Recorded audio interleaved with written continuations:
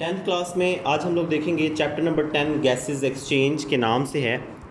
In grade I X we have studied how cells generate ATPs from food. हमने देखा कि cell किस तरह खुराक से ATP बनाते हैं। Cellular respiration is the process in which the CH bonds in food are broken by oxidation reduction reactions and the energy is transformed into ATP।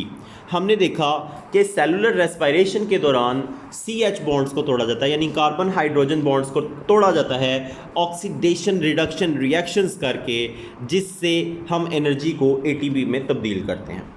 आपको याद होगा 9th क्लास में हम लोगों ने ये ऑक्सीडेशन रिडक्शन रिएक्शंस पढ़े थे, जिसके अंदर हमने एक मिसाल देखी थी कि जो ऑक्सीजन का इलेक्ट्रॉन होता है वो कार्बन के इलेक्ट्रॉन के साथ जुड़ जाता है, कार्बन के आखिरी शेल में चला जाता है और वहाँ पर वो एक गैर मुस्तहकम रिश्ता बनाता है और वहाँ से वापस आता है, तो इस दौरान ATP तैयार हो जाती है।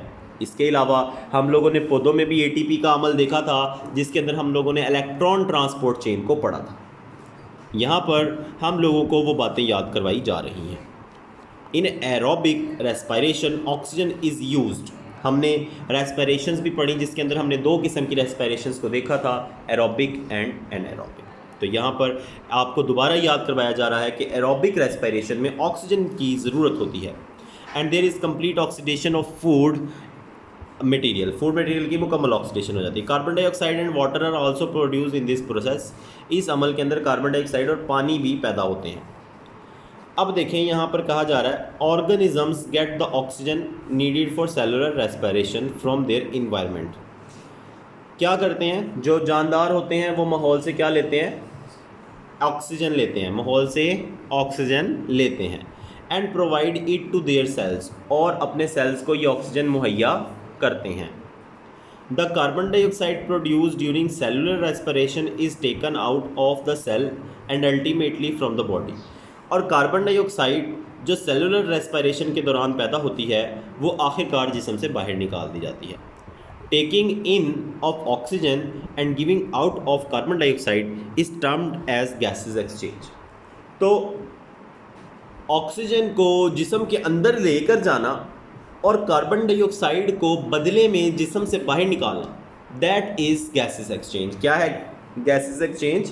कार्बन डाइऑक्साइड को जिस्म से बाहर निकालना और क्या है, ऑक्सीजन को जिस्म के अंदर लेकर जाना, दैट इज़ गैसेस एक्सचेंज। तो यहाँ से आप लोग जो है ये अपना पहला सवाल याद करेंगे, व्हाट इज़ गैसेस एक्सचेंज। इसका मैंने एक छोटा सा निशान लगा दिया है, यहाँ से लेकर यहाँ तक आप इसको याद करेंगे। आगे है जी, the term breathing is used for the process through which animals take air in their bodies to get oxygen from it and then give out the air to get rid of carbon dioxide. अब देखें क्या कह रहे हैं, breathing जो होता है सांस लेना क्या है, वो एक अमल है कि हवा में से ऑक्सीजन को अंदर लेकर जाना और हवा में कार्बन डाइऑक्साइड को वापस बाहर निकाल देना। ये क्या है, सांस लेना। ये क्या है, सांस लेना।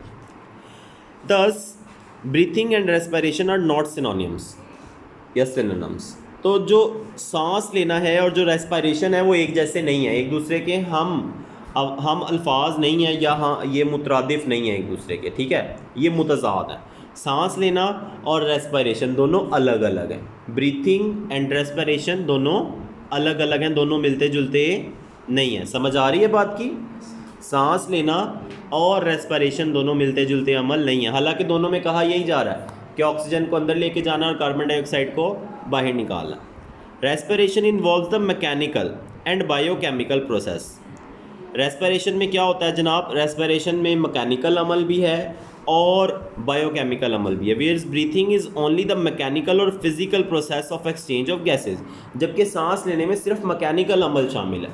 देखें, जब हम पढ़ेंगे सेलुलर रेस्पिरेशन को तो उसके अंदर हम ATP का बनना भी सीखेंगे, यानी उसके अंदर हम एनर्जी कैसे बनती है ये भी सीखेंगे। लेकिन जब हम सांस लेने का अमल सीखेंगे तो सांस लेने का अमल तो एक अनपढ़ इंसान भी बता सकता है। वो कहेगा जी जब हम सांस लेते हैं तो हम हवा को अंदर लेके जाते हैं और जब हम सांस बाहर निकालते हैं तो हम हवा को बाहर निकाल देते हैं। ये क्या, ये एक सिंपल सी बात है, ये एक अनपढ़ इंसान को भी समझ में आ जाएगी। तो ये ब्रीथिंग है। जबकि अगर हम कहें कि सेलुलर रेस्पिरेशन क्या है।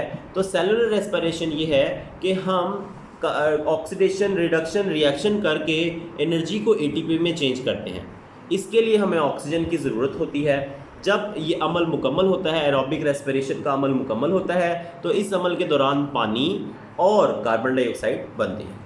उस कार्बन डाइऑक्साइड को हमने जिस्म से बाहर निकालना होता है, यानी कि ये है रेस्पिरेशन। रेस्पिरेशन का अमल, उसके अंदर बायोकेमिकल और मैकेनिकल दोनों एलिमेंट्स शामिल हैं, जबकि सांस लेना सिर्फ या ब्रीथिंग जो है उसे हम कहेंगे कि ये सिर्फ एक मैकेनिकल अमल है। अब यहाँ पर आपके पास एक क्वेश्चन आता है कि ब्रीथिंग और रेस्पिरेशन में डिफरेंस क्या है। अगर आपको इस तरह से सवाल पूछा जाए, what is the difference between breathing and respiration, तो आप क्या करेंगे, यहाँ से लेकर यहाँ तक आप जवाब देंगे। और अगर आपसे ये सवाल पूछ लिया जाए, differentiate between cellular respiration and breathing, तो आप यही जवाब इतना देंगे। आगे इंशाल्लाह लेक्चर नंबर 2 में हम लोग देखेंगे। आज के लिए ये 2 क्वेश्चन काफ़ी हैं, इन 2 क्वेश्चन को याद करके लाइएगा।